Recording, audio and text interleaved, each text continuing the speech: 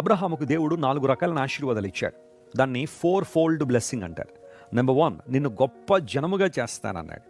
Number 2, నిన్ను ఆశీర్వదిస్తానన్నాడు. Number 3, నీ నామమును గొప్ప చేస్తానన్నాడు. 4వది ఇన్క్రెడిబుల్ బ్లెస్సింగ్, నేనే నిన్ను ఆశీర్వాదంగా మారుస్తాను అని దేవుడు చెప్పాడు. ఈ 4 రకాల ఆశీర్వాదాలు దేవుడు మన జీవితాల్లో కూడా నెరవేర్చాలని ఆయన కోరుతున్నాడు.